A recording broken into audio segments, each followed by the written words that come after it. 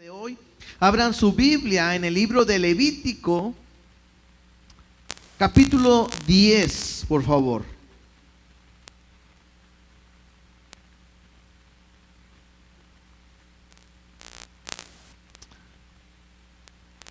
Levítico, capítulo 10. ¿Les parece bien si oramos y ponemos este tiempo en las manos de Dios? Papá, una vez más venimos delante de ti para alabarte, adorarte, exaltarte. Hemos venido a este lugar donde tú nos has abierto, Dios, para venir a buscar de tu palabra y a escuchar tu voz. Queremos que el día de hoy tú nos hables, como cada vez que leemos tu palabra, tú nos hablas directo al corazón. Y el día de hoy abrimos nuestro corazón, abrimos nuestra mente y hemos dispuesto nuestro tiempo, Dios, para que tú hables en nuestro interior. Hoy te pedimos que tú estés ministrando nuestras vidas. Cada persona que está aquí en la iglesia o aquellos que aún nos están viendo, Dios, incluso desde su casa o cualquier otro lugar a través de las aplicaciones, que tú puedas hablarle a sus vidas y tú puedas producir un efecto glorioso y poderoso en ellos. Háblanos, enséñanos tu palabra y ministranos en el nombre de Jesús. Te damos gracias. Amén y amén. ¿Sí? El día de hoy estaremos viendo el capítulo 10 del libro de Levítico, y creo que, si no me equivoco, es dentro de todo este libro que lo hemos mencionado, que son leyes, indicaciones, instrucciones. En este capítulo 10 nos narra un hecho que pasa en el pueblo. Y dentro de todo estos leyes, Dios hace este paréntesis para mostrar, creo que algo muy importante para nuestras vidas. Yo le he titulado a la enseñanza del día de hoy, o el tema del día de hoy, fuego extraño. ¿Sí? Fuego extraño. Porque veremos, yo creo que para algunos ya conocen este pasaje, y si no, el día de hoy, bueno, lo vamos a estar aprendiendo. Pero habla acerca de aquello que nosotros le ofrecemos a Dios y le tiene que agradar.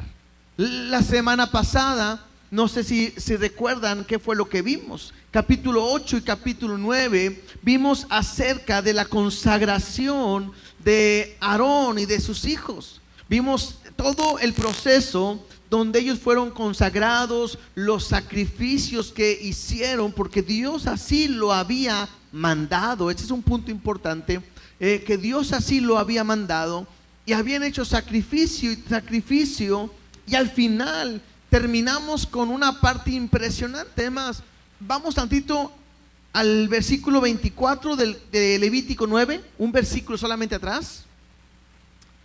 Y después de todos los sacrificios que estaban ofreciendo, dice así: y salió fuego de delante de Jehová y consumió el holocausto con las grosuras sobre el altar. Y viéndolo todo el pueblo, alabaron y se postraron sobre sus rostros. Lo mencionamos un poquito la semana pasada, y antes también lo habíamos visto, que aquel fuego con el cual tenía que hacerse el sacrificio era un fuego que Dios había mandado, que Dios había encendido, y que el sacerdote estaba encargado de que ese fuego no se apagara en ningún momento. Y en aquel tiempo mencionamos que cómo el fuego representa la presencia de Dios. Cuando el pueblo iba por el desierto, una columna de fuego era el que los guiaba. Cuando Moisés fue llamado, dice que había un fuego en medio de una zarza que no se consumía. Estuvimos hablando también acerca de este momento en que Dios venía al monte a hablar, y había fuego y todo, y hablamos en la importancia de entender que ese fuego representaba la presencia de Dios. Hablaba de su grandeza, hablaba de su gloria, hablaba de su majestad. Incluso en Hebreos también lo mencionamos y dijimos que Dios es fuego consumidor. Entonces, el hecho de que Dios fuera ese fuego representaba su presencia y su gloria. También mencionamos que no era la primera vez o la única vez donde vimos algo así. La historia más común y que pudiéramos recordar es cuando se acuerdan de Elías y los profetas de Baal, en el cual hablaban de cuál era el Dios verdadero, y los profetas de Baal adoraban a Baal, era ese Dios con D minúscula, y hay una confrontación entre Elías y estos profetas, y dijeron: hagamos un altar, y el primer Dios que mande fuego y encienda ese altar, ese será el Dios verdadero.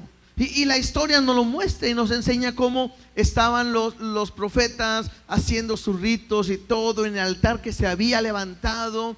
Se cortaban, se laceraban para hacer que su Dios respondiera.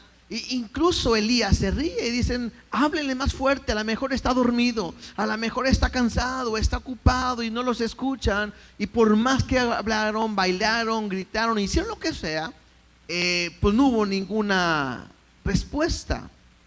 Después viene Elías, así que manda no solamente en el altar poner todo, sino que además lo moja, tanto así que hay alrededor agua, y en el momento en que Elías ora, cae fuego del cielo y enciende y consume todo el altar. Incluso me dice que el agua que está ahí fue lamida, fue consumida por completo.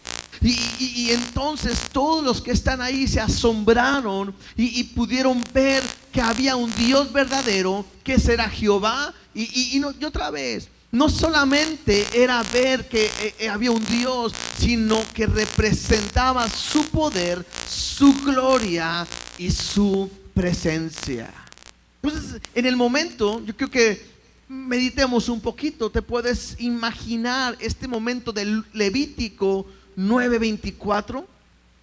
El pueblo está haciendo el sacrificio y de repente Dios manda fuego del cielo y se enciende todo. Y yo me imagino que fue algo pues impresionante, ¿no? A lo mejor ahorita lo leemos y así como que acabo Dios ya lo hacían otras veces, pero en ese momento yo creo que fue algo impresionante. Yo sé que nada que ver lo que voy a decir, pero anda circulando un video en estos días de un accidente que pasó en las playas, si no me equivoco, de Mazatlán. No sé si lo han visto, donde estaban unas personas y cae un rayo y mata a 2 personas. Lo impresionante, aparte de todo cómo se ve, es que es grabado ese momento. Entonces yo no sé cuántos lo han visto, pero cuando uno lo ve, uno se queda y dice: qué impresionante. O sea, te quedas a veces sin palabras y dices: ay, ni qué decir.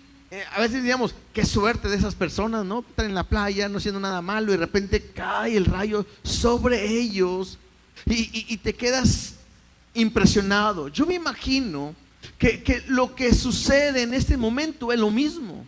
El pueblo está reunido, cae fuego, empieza a encender, a consumir. Dios aceptando el sacrificio, Dios aceptando lo que el pueblo, lo que los sacerdotes han preparado para él, y Dios agradándose tanto que su misma presencia desciende para consumir ese holocausto, quemarlo, consumirlo por completo. ¿Y cómo reacciona el pueblo? Me dice al final: y viéndolo todo el pueblo, alabaron y se postraron sobre sus rostros. Yo me imagino que en el momento en que sucedió, todos se quedaron callados. Es mi imaginación, ¿verdad? A lo mejor usted se imagina otra cosa, pero se quedan callados, así como que. Y la primera reacción es: grande eres tú, Señor. Eres grande, eres poderoso, eres santo. No hay nadie como tú. Te alabamos, te glorificamos. Y yo creo que hincados, de rodillas, entendiendo el Dios en el cual están confiando y poniendo su vida. Todo esto me habla ¿De quién es el Dios? ¿Un Dios recibiendo o aceptando el sacrificio? Porque Él lo ha pedido. Algo importante, porque habían obedecido. Lo hemos estado leyendo incluso desde Éxodo. Y Moisés hizo como Dios lo había mandado. Y luego vemos lo de los sacrificios. Y lo hicieron como Dios lo había mandado. En esa obediencia Dios se complace. Y en esa obediencia cae ese fuego, el cual nos muestra su gloria. Esa gloria que solamente Dios puede mostrar. Y entonces empieza el capítulo 10. Y el capítulo 10 me habla de un contraste. Por eso hice énfasis en lo que Dios hizo, en cómo mostró su gloria, cómo mostró su poder con fuego, y cómo el pueblo lo vio y alabaron y se postraron, y un temor se apoderó de ellos por lo que están viendo. Pero mira lo que dice el versículo 10. A partir del versículo 1 dice: Nadab y Abiú, hijos de Aarón, tomaron cada uno su incensario y pusieron en ellos fuego, sobre el cual pusieron incienso, y ofrecieron delante de Jehová fuego extraño que él nunca les mandó. Y salió fuego de delante de Jehová y los quemó, y murieron delante de Jehová. Entonces dijo Moisés a Aarón: esto es lo que habló Jehová diciendo: en los que a mí se acercan me santificaré, y en presencia de todo el pueblo seré glorificado. Y Aarón cayó. Hay algo diferente, un contraste a lo que leímos o leí del último versículo del capítulo anterior. Porque vemos a un Dios aceptando un sacrificio y trayendo fuego para consumir en un olor grato delante de Dios. Pero en un momento hay un cambio, porque ahora me narra la vida de dos personas, hijos de Aarón. Me dice ahí, uno se llama Nadab y otro Abiú, el cual eran parte del sacerdocio, del equipo de trabajo, pero que ellos vinieron delante de Dios y ofrecieron un fuego extraño. Vamos a ir marcando y viendo algunas cosas simplemente como referencia. Creo que la enseñanza de hoy es muy aplicable a nuestra vida, porque dice ahí: tomando cada uno su ¿qué?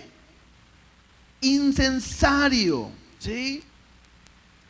Me habla de que ellos están ofreciendo delante de Dios algo que no le correspondían hacer. La verdad, la Biblia no nos dice por qué tomaron esta decisión. ¿Qué pudo haber sido? Un orgullo de ellos, el ser motivados. A lo mejor su intención podía ser buena. A lo mejor ellos querían agradar a Dios dándole algo que ellos tenían, no habían preparado. O simplemente querían hacer algo especial para Dios. El problema es que ellos están haciendo algo que Dios no había pedido y Él no había mandado. Ahora, no estamos hablando de dos personas que no tenían conocimiento de Dios. No estamos hablando de dos personas que tenían poquito, a lo mejor, vamos a decir hoy, como cristianos. No, estamos hablando de personas que estaban parte del sacerdocio, pero que ellos habían sido partes o partícipes de haber escuchado la voz de Dios, de haber visto el fuego de Dios, ver el relámpago, los estruendos, el humo, y todo, cuando Moisés subía al monte y Dios se manifestaba ahí. En Éxodo 24, 1 y 2, Éxodo 24, 1 y 2, dice así: dijo Jehová a Moisés: sube ante Jehová, tú y Aarón, y aquí viene Nadab y Abiú, y 70 de los ancianos de Israel, y os inclinaréis desde lejos, pero Moisés solo se acercará a Jehová, y ellos no se acerquen, ni suba el pueblo con él. Entonces, me está hablando de que este Nadab y Abiú es gente que estaban dentro, voy a poder pensar de esta manera, de la primera línea del pueblo. O sea, Dios no le dijo, pues que venga alguien, no, habla por su nombre, le dice a Nadab y a Abiú que suban contigo. En Éxodo 24, 9 y 11, unos versículos más adelante, del 9 al 11, dice así: y subieron Moisés y Aarón, Nadab y Abiú, y 70 de los ancianos de Israel, y vieron al Dios de Israel, y había debajo de sus pies como un embaldosado de zafiro, semejante al cielo cuando está sereno. Mas no extendió su mano sobre los príncipes de los hijos de Israel, y vieron a Dios, y comieron y bebieron. Entonces, otra vez, Nadab y Abiú, ¿qué experiencia tuvieron? Vieron a Dios, número uno. Número dos, comieron y bebieron. Y esto me habla de comunión. Recuerden que siempre que la Biblia me habla de la mesa o de comer o beber, me habla de esa comunión. Entonces me está hablando de estos dos hombres, Nadab y Abiú, gente que vieron a Dios, escucharon la voz de Dios, conocieron a Dios, convivieron completamente con Dios. Entonces, ellos no eran cualquier tipo de persona, sino que ellos tomaron, dice ahí, su incensario, en el cual presentaron delante de Dios. Simplemente como una referencia, en Éxodo 30, del 35 al 37, todo esto ya lo vimos, lo explicamos, lo pueden ver en la página ahí de YouTube de la iglesia. Pero dice en Éxodo: y harás de ello el incienso, un perfume según el arte del perfumador, bien mezclado, puro y santo. Y moleréis para parte de él en polvo fino, y lo pondrás delante del testimonio en el tabernáculo de reunión, donde yo me mostraré a ti. Dios será cosa santísima. Como este incienso que harás, no os haréis otro según su composición, te será cosa sagrada para Jehová. Entonces, este incienso era algo que Dios había pedido, el cual se tenía que ofrecer en el lugar santísimo. Esto se ofrecía solamente una vez al año. Entraba el sacerdote y ofrecía este incienso delante de Dios en el lugar especial. No podían hacer un incienso parecido, bueno, igual, para usar para otra cosa. Era algo exclusivo para Dios. Tampoco podían traer un incienso diferente. Es más, simplemente como referencia, en Lucas capítulo 1,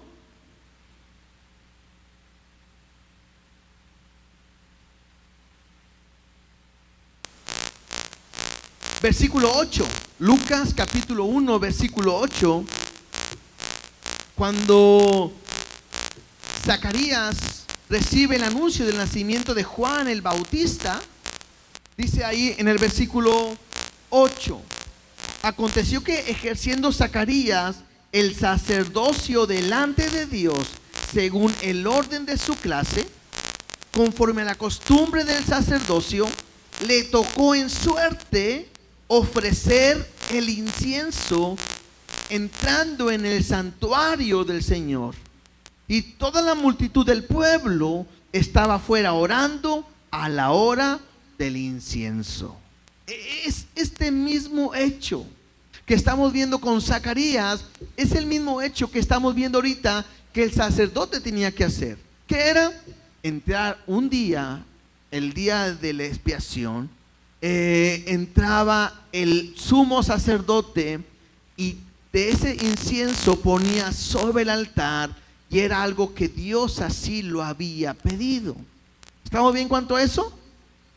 Si regreso a Levítico capítulo 10, entonces entiendo cuando dice ahí, y tomando cada uno su incensario, me habla de que cada uno traía pues sus especies o su aroma y otra cosa, y entraron al lugar santísimo donde ellos no podían entrar, porque ahí solamente ¿quién entraba? El sacerdote, ¿verdad? El sumo sacerdote. El gran sumo es Jesucristo, ¿verdad? Pero donde entraba el sumo sacerdote. Y cada uno traía su aroma, su perfume, su incensario. Dice ahí, y lo pusieron ellos en fuego, sobre el cual pusieron incienso y ofrecieron delante de Jehová fuego extraño. Esta frase, lo pusieron delante de Jehová, me habla que ellos entraron al lugar santísimo. O sea, estoy viendo, o estamos viendo, un par de jóvenes, de personas, que están queriendo a lo mejor hacer algo bien para Dios, pero no de la manera en que Dios había dicho. O sea, no van a hacer algo indebido, quizás a nuestra manera de pensar, pero no era de la manera en que Dios ha estado haciendo. Ahora, pues nosotros llevamos algunas semanas, 9 capítulos, escuchando, así se hace, así se hace, así se hace y así se hace. Y luego otra vez, y así se hizo, y así se hizo, y así se hizo. Y es para que uno dijera, pues ya no, ya cámbiale, ya dale vuelta, lo mismo de siempre. Bueno, ellos lo sabían.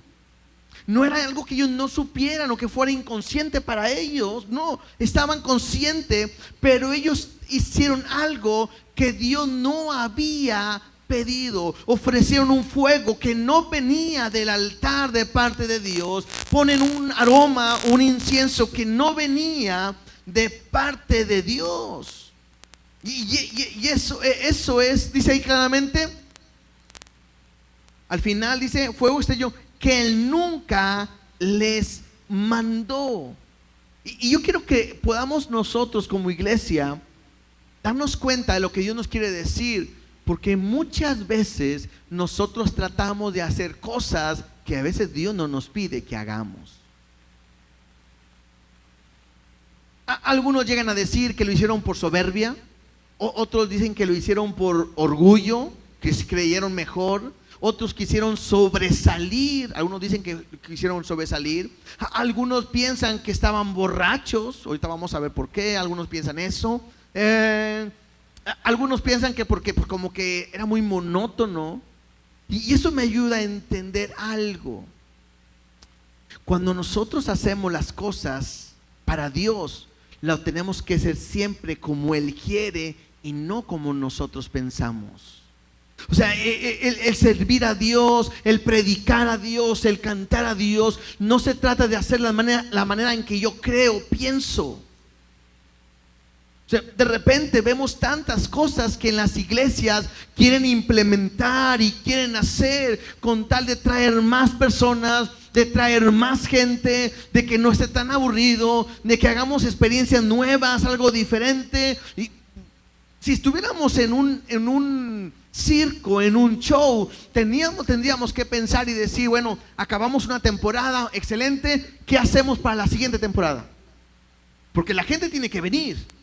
Y no quiero que la gente venga y diga, ya me sé. No, hay algo nuevo, una nueva rutina, una nueva forma, y hay que divertir a la gente y que sientan y que vean. Bueno, eso es lo que hacen muchas iglesias. Para Dios no es así. Porque lo que hacemos no se trata de entretener, de motivar y animar a la gente. Lo que se trata de hacer es hablar y compartir el mensaje, o sea, a como Dios lo dice. O sea, no hay un momento donde, Señor, es que la manera en que tú nos pides que hagamos el holocausto, como que, ¿qué tal si hacemos esto? ¿Qué tal si le ponemos música en el momento de la expiación? ¿Cómo ves si le ponemos, no sé, más lumbre y otros aromas? ¿Y cómo ves si mejor? No. Cuando Dios pide algo, se tiene que hacer de la manera en lo que Él lo ha dicho. Mira, el versículo 2 dice así: y salió fuego de delante de Jehová y los quemó y murieron delante de Jehová. Y esto es interesantísimo. ¿Por qué? Porque estamos viendo un juicio de parte de Dios en este momento. Yo no sé si tú te acuerdas de en algún otro momento donde Dios haga un juicio de esta manera o tan clara. No sé, quizás lo que me puedo acordar es de la historia de Ananías y Zafira, ¿se acuerdan? Porque a veces pecamos y a veces fallamos y a veces pensamos que como quiera Dios no nos pasa nada. Podemos vivir en pecado, podemos venir a la iglesia, podemos presentar nuestra ofrenda en pecado, en contaminación, y parece que no sucede nada. Pero cuando yo veo en Hechos cómo ellos están vendiendo una heredad, venden un terreno, y al momento de venderlo, ellos mienten. Y el problema no está en que se quedaron con una parte. No sé si vendieron una heredad en 1,000 pesos y se quedan con 100, 200 y los demás lo entregan. Ese no era el problema, porque era algo voluntario. El problema es que ellos llegan y mienten. Mira, lo vendimos en 800 cuando había sido en 1,000. Y todo se lo entregamos a Dios. Y ahí Pedro le dice: ¿por qué has mentido? ¿Quién te ha engañado? ¿En qué has caído? Y en el instante murió. Y luego viene su esposa y le pregunta: ¿y en cuánto la vendieron? Y dicen 800. Y también le dice: ¿por qué te pusiste de acuerdo con tu marido? No era de ustedes. Si se hubieran quedado con ella no pasaba nada. Y si lo hubieran vendido y hubieran dicho nada más la mitad te voy a dar, no pasa nada. El problema, dice, que le has mentido al Espíritu Santo. Y en ese instante mueren en el momento.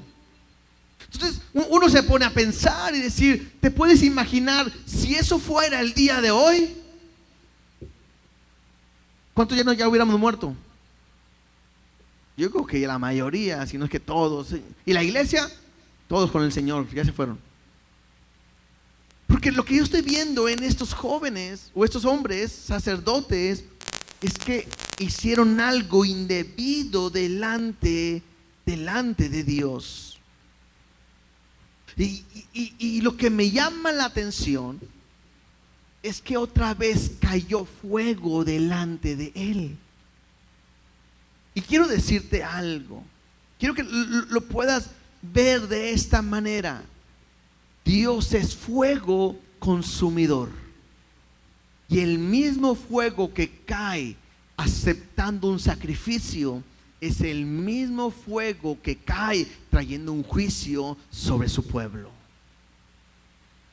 Por eso cuando de repente nosotros oramos y decimos: Señor, manda tu fuego, debemos tener cuidado.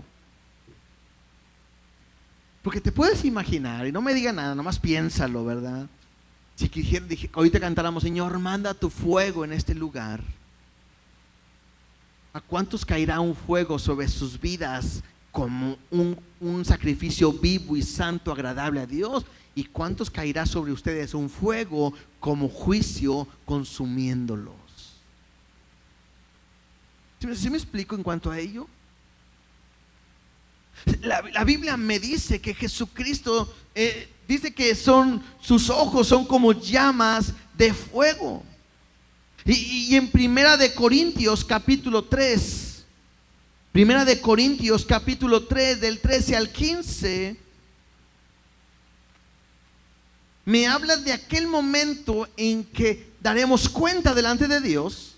Pero me dice así: la obra de cada uno será manifiesta, porque el día la declarará, pues por el fuego será revelada.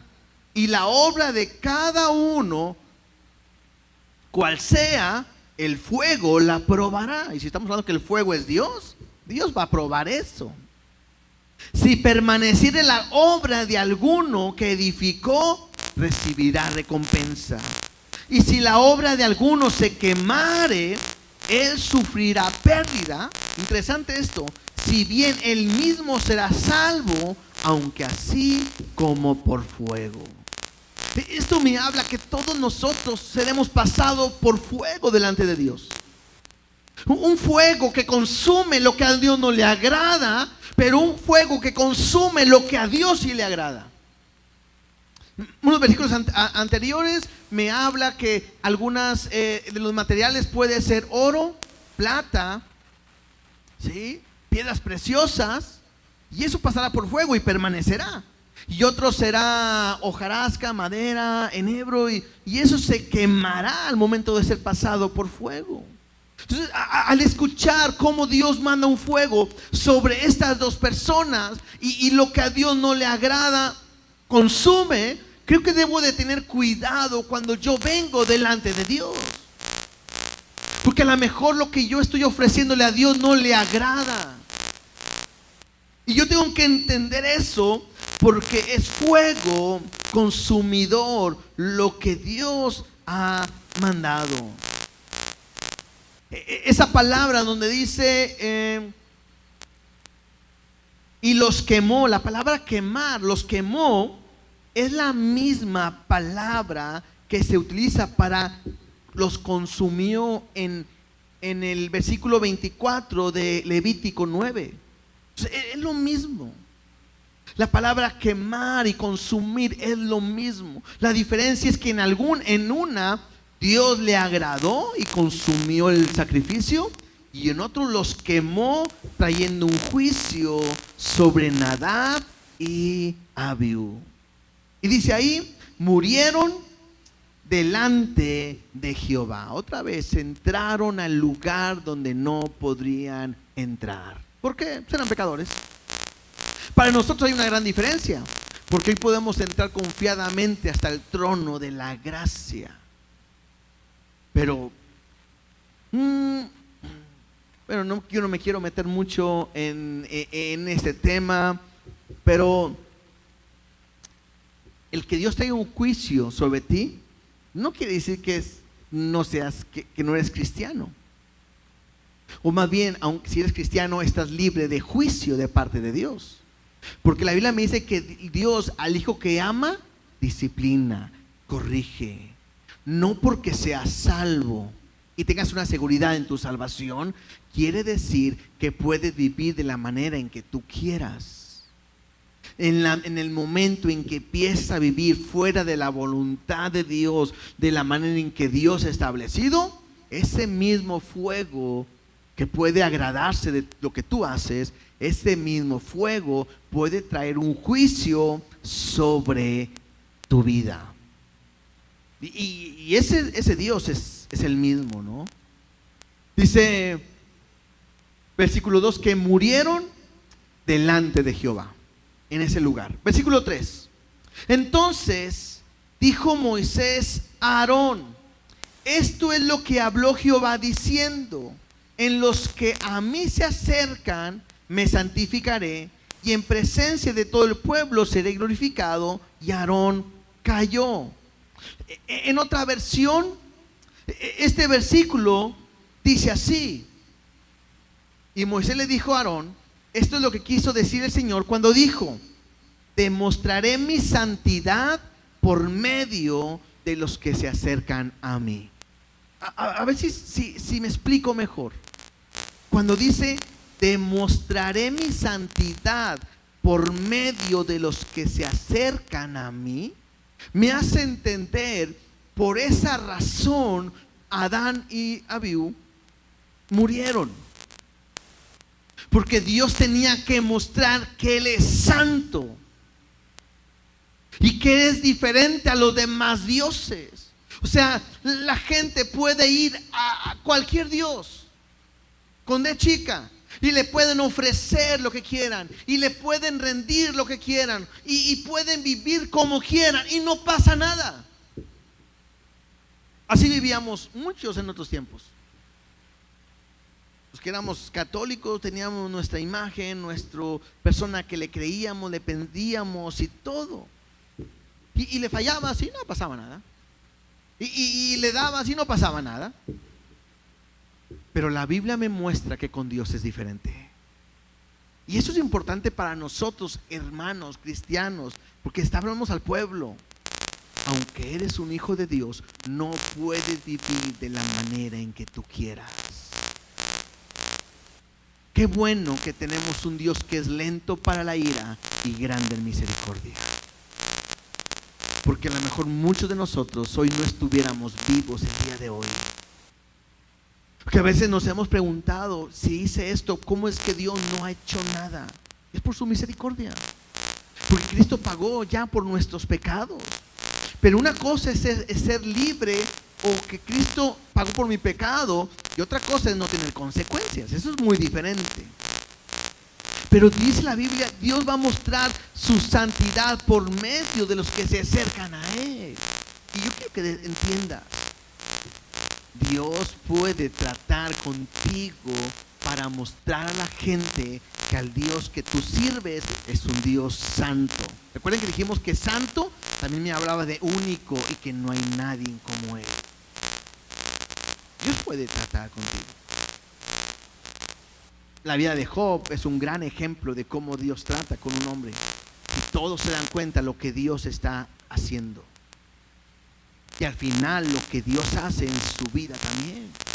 Y aunque dice, y demostraré mi gloria ante todo el pueblo, claro.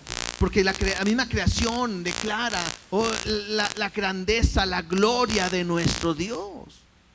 Pero la santidad solamente la puede mostrar a través de aquellos que le buscan. ¿Saben qué me llama la atención? Lo que dice al último en el versículo 3. Y Aarón cayó. ¿Te puedes imaginar ese momento? Tú eres el sacerdote, el sumo sacerdote, y te acabas de dar cuenta que tus hijos acaban de morir. Acaban de hacer algo indebido y Dios mandó fuego y los acaba de quemar, los consumió. Y me llama la atención la actitud de Aarón. Cayó, guardó silencio aún en lo que Dios estaba haciendo. Era más importante para Aarón la santidad delante de Dios que lamentarse por lo que está sucediendo. Y es que Aarón representaba también a todo el pueblo. ¿Por qué? Yo me imagino que al momento en que Aarón dijera algo, se hablara, los demás del pueblo dirían, pues si él se queja, nosotros nos quejamos también. Pero al ver cómo Aarón guarda silencio ante lo que Dios hace, para mí es un gran ejemplo. ¿Por qué? Porque muchas veces somos muy dados a decirle a Dios, pero ¿por qué a mí?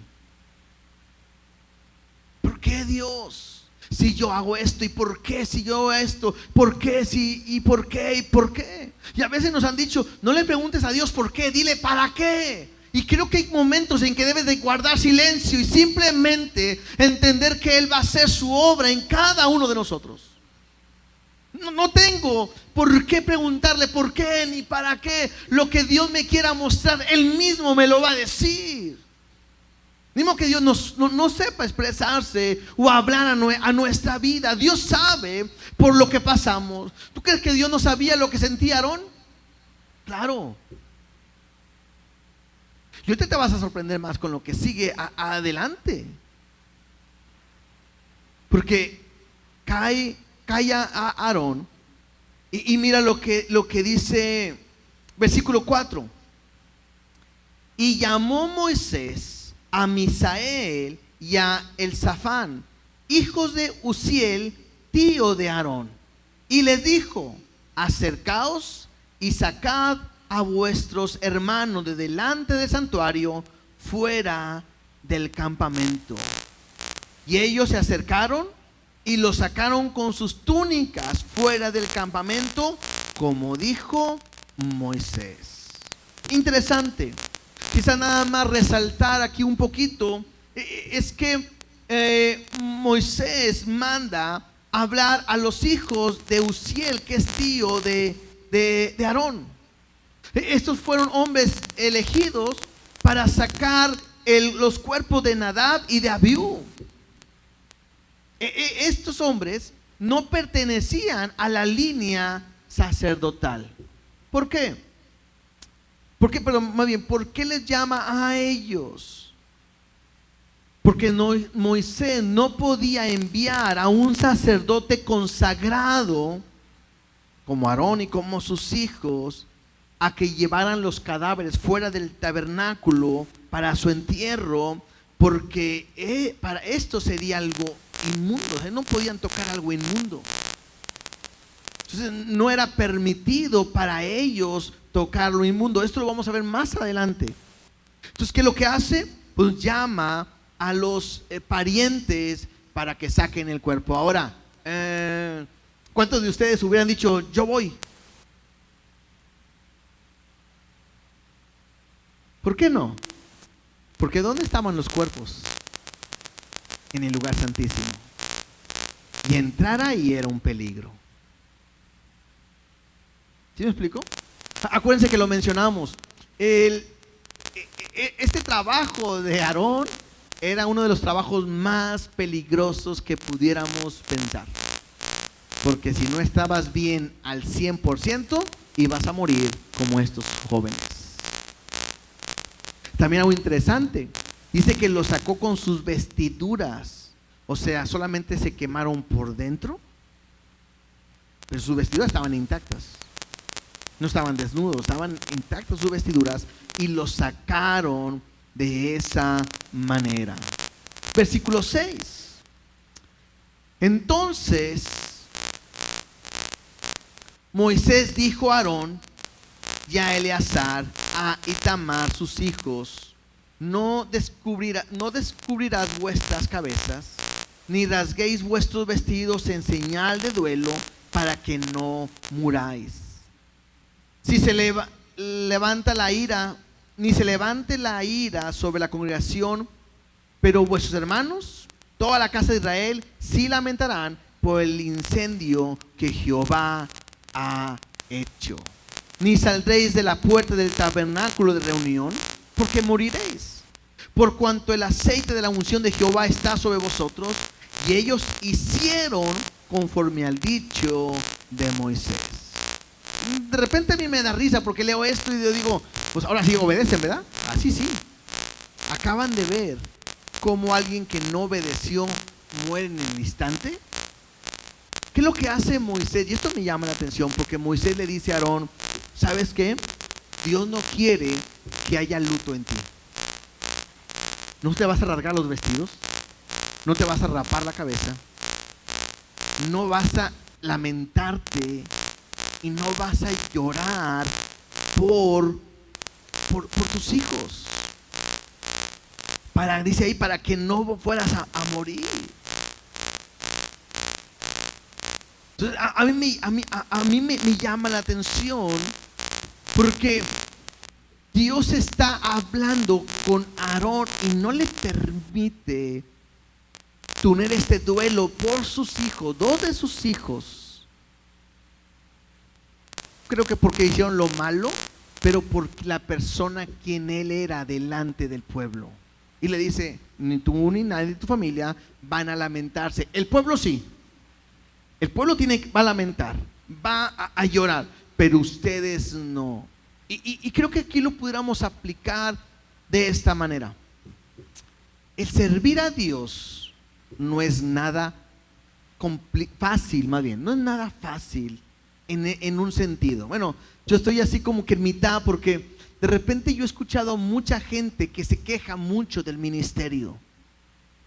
Y yo siempre he dicho que el ministerio es un privilegio, es una bendición. Y en lo personal, tanto a mi esposa como a mí, para mí hablar del ministerio es hablar de un privilegio, es hablar de la provisión de Dios, es hablar de la fidelidad de Dios, hablar del mover de Dios, hablar de la gloria de Dios, hablar de salvación, misericordia, gracia. yo he visto en todo momento de esta manera el llamado de Dios en nuestra vida. Y de repente me llama la atención cuando yo escucho a otros pastores o reuniones de pastores y siempre pareciera hablar de es que está difícil el ministerio y es que es muy complicado y cómo duele o algo. Y bueno, por ahí dicen cada quien habla como le fue en la feria, ¿no? Esto es esta manera en que nosotros lo vemos. Pero lo que sí puedo entender y puedo quizás captar lo que quieren decir los pastores es que el hecho de estar al frente como pastor no es nada fácil, porque los ojos de todos están siempre sobre los pastores, sobre los de la alabanza, sobre los líderes, sobre los que sirven. Es algo que es normal. Y la Biblia me dice que al que mucho se le da, mucho se le va a demandar también. El hecho de que seas alguien que esté al frente, alguien que sirve, alguien que está obedeciendo a Dios, me habla también de una gran responsabilidad. ¿Sí? Se lo dijo el tío Ben a, ¿cómo se llama? El hombre araña, ¿qué? Al Spider-Man, ¿verdad? A Peter Parker, ¿verdad? Un gran poder conlleva una gran responsabilidad. El hecho de que nosotros estemos al frente nos lleva de una gran responsabilidad. Sí, es un privilegio que te levantes y prediques y hables y todo, pero de la manera en que Dios te va a demandar es mucho más fuerte.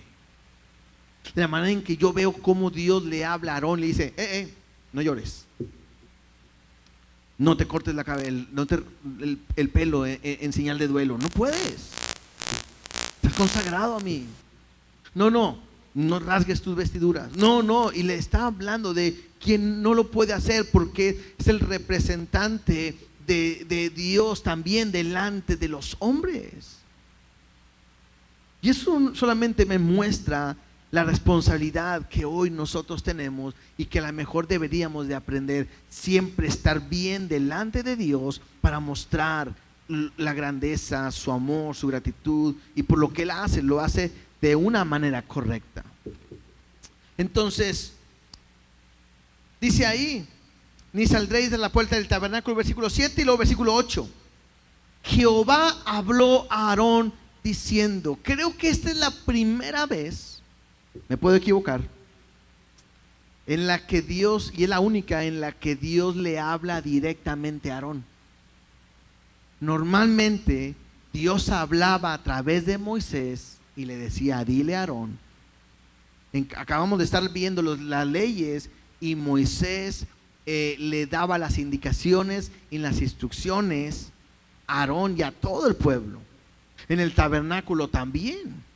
Entonces dice aquí versículo 8, y Jehová habló a Aarón diciendo, tú y tus hijos contigo no beberéis vino ni sidra cuando entréis en el tabernáculo de reunión, para que no muráis. Estatuto perpetuo será para vuestras generaciones, para poder discernir entre lo santo y lo profano, entre lo inmundo y lo limpio, y para enseñar a los hijos de Israel todos los estatutos que Jehová les ha dicho por medio de Moisés. Y esto es interesante porque pareciera que como que Dios habla de otra cosa cuando está dando indicaciones. Por eso algunos, está hablando de que ofrecieron fuego extraño, fueron quemados, sacaron a los hijos de Aarón, le dijo que no rapara su cabeza, no hubiera luto, no salía de la puerta y todo, y luego empieza a hablar acerca del vino. Por eso algunos creen, consideran o piensan que tanto Nadab y Abiú habían tomado, se habían emborrachado, y eso fue lo que les hizo entrar al lugar santísimo y hacer algo que no era adecuado. Y quiero utilizar esto para poder hablar y decir la importancia de lo que Dios dice, que nosotros no podemos ser dados al vino. Hay un momento, hay un problema en que de repente la gente quiere hacer la Biblia a su manera y Bueno, no quiere decir que el vino sea pecado. Porque van a decir, Jesús tomó vino, claro. Pero me llama la atención cada momento en que la Biblia me muestra las consecuencias de tomar el vino. Entonces, en nuestra línea, nosotros como pastores no tomamos vino. No, es que una copita para la comida o algo para... Nosotros no hacemos eso simplemente porque Dios nos dice que no es bueno y que puede llevarnos a cometer un error y un problema. Si te vas a los creo que es Timoteo, donde habla de las características, los requisitos de los obispos, me habla sobre no dados al vino, no dados al mucho vino, y creo que la manera más fácil de hacer es no tomar. Yo nunca he tomado, no lo he necesitado y no lo necesito para comer ni para nada. Es que el vino te limpia el paladar y pues cómprate una botellita de Stingosol, ¿verdad? Y ese mero Listerine, quedó listo. No lo necesitamos. Entonces, cuando la Biblia me muestra en este pasaje, creemos, o algunos consideran que por eso fue que los hijos de Aarón entraron al lugar santísimo, ¿sí? Incluso dice ahí, estatuto perpetuo será para vuestras generaciones. Pero me dice, ¿por qué no deben de tomar vino? Me dicen cuál es la función del sacerdote. Versículo 10 dice, para poder discernir entre lo santo y lo profano, entre lo inmundo y lo limpio. Y entonces esto me habla, ¿se acuerdan que el domingo estuvimos hablando de aquel que toma leche, es inexperto? Pero el que come alimento sólido está ejercitado en el discernimiento del bien y del mal. Bueno, es lo mismo. Aquel que está en Dios tiene que aprender a discernir entre lo que a Dios le agrada y lo que a Dios no le agrada. Entre lo que es santo y lo que es profano. Entre lo inmundo y lo limpio. A veces queremos engañarnos a nosotros mismos pensando de que eso no es tan malo como la gente dice, pero cada uno sabe lo que le agrada a Dios y lo que no le agrada a Dios. Porque hay cosas que son abiertas y que depende de cada uno de nosotros si nos daña o no nos daña. Entonces, lo primero que la responsabilidad que tiene el sacerdote, me dice el versículo 10, discernir entre lo santo, lo profano, entre lo inmundo y lo limpio. La segunda responsabilidad que tiene el sacerdote, dice el versículo 11, y para enseñar a los hijos de Israel todos los estatutos que Jehová les ha dicho por medio de Moisés. Dos cosas que el sacerdote tiene que aprender a caminar: discernir entre lo bueno y lo malo y enseñar la palabra. Dos cosas que tengo que aprender yo como sacerdote delante de Dios a vivir: a saber lo que es bueno y lo que es malo. Yo no puedo estar viviendo en el cristianismo y seguir haciendo lo que a Dios no le agrada, porque esta historia me dice que es peligroso. A lo mejor no va a caer fuego del cielo, pero a lo mejor sí va a llegar un momento donde Dios va a decir, bueno, hasta aquí, vámonos ya. Y es juicio de parte de Dios, de una u otra manera. A veces hemos escuchado que dice, yo creo que Dios se lo llevó porque se había alejado de Dios y se acercó. Y así pensamos, y Dios se lo llevó antes de que volviera otra vez a descarriarse, ¿verdad? Así se piensa, no quiere decir que eso sea realidad. Pero a lo mejor Dios puede de repente decir, vámonos, porque no estás haciendo las cosas que le agradan a Dios. Sigamos leyendo, versículo 12. Y Moisés dijo a Aarón y a Eleazar y a Itamar sus hijos que habían quedado, tomad la ofrenda que queda de la ofrenda encendida a Jehová y comedla sin levadura junto al altar, porque es cosa santa. La comeréis pues en el lugar santo, porque esto es para ti y para tus hijos de las ofrendas encendidas a Jehová, para que así porque así me ha sido mandado. Comeréis asimismo en el lugar limpio, tú y tus hijos contigo, el pecho mecido y la espaldilla elevada, porque por derecho son tuyos y de tus hijos dado de los sacrificios de paz de los hijos de Israel. Con la ofrenda de la grosura que se ha de quemar, traerán la espaldilla que se ha de elevar y el pecho que está mecido como ofrenda mecida delante de Jehová. Y será por derecho perpetuo tuyo y de tus hijos, como Jehová lo ha mandado. Esto ya lo vimos, lo hemos estado explicando, pero me llama la atención porque simplemente Moisés le dice a Aarón: y haz las cosas como se tienen que hacer. O sea, como que le regresa y le vuelve a decir lo mismo. Pues si tus hijos se les olvidó que no podían hacer eso, nada más te estoy recordando que haz la ofrenda, quema, come, mece, haz lo que Dios ha dicho, como yo te lo he dicho antes, hazlo de nuevo. Y luego versículo 16. Y Moisés preguntó por el macho cabrío de la expiación, y se halló que había sido quemado, y se enojó contra Eleazar e Itamar, los hijos que habían quedado de Aarón, diciendo: ¿por qué no comiste la expiación en el lugar santo? Pues es muy santa, y la dio él a vosotros para llevar la iniquidad de la congregación y para que sean reconciliados delante de Jehová. ¿Se acuerdan que esta ofrenda era así? Tenía que haber un sacrificio, había que cocerla y había que comer, porque al momento que el sacerdote y los hijos del sacerdote comían de esa ofrenda, él tomaba parte del pueblo, y era para la expiación, para el pecado, el perdón de pecado de todo el pueblo.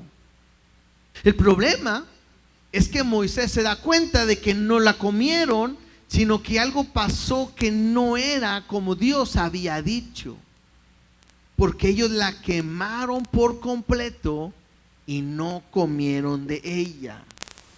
Y luego dice el versículo 18: ved que la sangre no fue llevada dentro del santuario, y vosotros debéis comer la ofrenda en el lugar santo como yo mandé. Y respondió Aarón a Moisés: he aquí, hoy han ofrecido su expiación y su holocausto delante de Jehová, pero a mí me ha sucedido estas cosas. ¿Qué sucedió? Pues que murieron sus hijos. Y si hubiera yo comido hoy el sacrificio de la expiación, ¿sería esto grato a Jehová? Y cuando Moisés oyó esto, se dio por satisfecho. Lo que está haciendo o diciendo Aarón es: yo no podía venir y comer algo delante de Dios cuando no había gozo en mi vida. Y entonces, si yo me comía algo con tristeza o dolor, no iba a ser algo como Dios lo ha pedido que lo demos en gozo. Cuando da esta explicación Aarón a Moisés, dice ahí que quedó satisfecho, ¿sí? Entonces, literalmente esta palabra quedó satisfecho podía leerse de esta manera: y fue grato a sus ojos. O sea, la actitud que estaba teniendo Aarón era correcta. ¿Por qué? Porque él no podía darle algo a Dios que no fuera agradable. Entonces, importante, dentro de todo esto, ¿con qué nos podemos quedar para terminar? No porque nosotros seamos cristianos, seamos hijos de Dios y tengamos un llamado a servirle, yo puedo vivir mi vida como yo quiera. No sé si se han dado cuenta, llevamos algunas semanas con este mismo mensaje. Algo Dios nos quiere decir. 2, yo no puedo venir y pararme aquí en este altar, en este lugar, tocar, servir con maestros de niños, servir en la entrada aún, porque a veces pensamos que es algo tan insignificante, pero es un servicio delante de Dios. Yo no puedo venir y hacer mi servicio cuando estoy ofreciendo algo que no es grato delante de Él. O sea, yo veo a Aarón aún en el momento de sacrificio decir, esto no le iba a agradar a Dios porque mi actitud no estaba al 100 y mejor no quiero ofrecer algo a Dios que no le agrade a Él. Yo no puedo venir a mi vida y ofrecerle algo que a Dios no le agrada. Por eso nosotros como iglesia tenemos que tener cuidado de todo lo que hacemos aquí adelante. Yo sé que no es como un sacrificio, pero Dios es el mismo ayer, hoy y por siempre. Yo sé que hoy Cristo pagó por todos mis pecados, pero Dios sigue siendo el mismo santo. Y yo no puedo venir y contaminar lo que Dios se ha santificado con mi vida, con mi pecado y con vivir a mi manera. Yo creo que hay mucho que pudiéramos hablar de este pasaje. Hay demasiado, ejemplos demasiado. Como Dios, no sé, a Saúl lo desecha.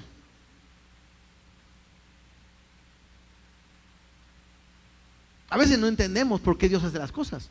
Es más, simplemente Aarón. Hace un tiempo atrás, este mismo Aarón agarró el oro, lo echó en un horno, hizo un becerro. El pueblo lo adoró y les dijo, este es Jehová que nos sacó de la tierra de Egipto. Hicieron fiestas, hicieron cosas inmundas. Y cómo Dios lo perdona. Y cómo sus hijos profanan esto y pareciera que Dios no les da una oportunidad más. Alguien pudiera decir, es que Dios no es bueno. Claro que es bueno. Es que Dios no es justo. Claro que Él es justo. Y en su soberanía Él hace lo que a Él le complace. Él es soberano. Pero sí tengo que entender algo. No porque Dios a otras personas haya perdonado a una actitud, quiere decir que a mí no me va a pasar nada si yo lo hago. Horrenda cosa es caer en manos de un Dios vivo. Yo creo que este pueblo, cuando se dan cuenta lo que pasó con los hijos de Aarón, cayeron en un temor delante de Él. Si tú te das cuenta, vayan a Hechos, no lo voy a leer ya ahorita. En Hechos, si vas a lo de Ananías y Zafira, cuando el pueblo se da cuenta lo que pasó con ellos, dice que un gran temor cayó sobre ellos. Interesante. Este mismo Dios que manda su fuego para mostrar su gloria, es el mismo Dios que manda su fuego para traer juicio. Cuidado cuando le dice a Dios, manda tu fuego, porque tengo que estar limpio delante de Él. Porque en un instante Él me puede decir, ven, se acabó tu tiempo, se acabó tu oportunidad. Y no habrá manera de decirle, pero ¿por qué, Dios? Porque Él es justo, Él es santo y no hay nadie como Él.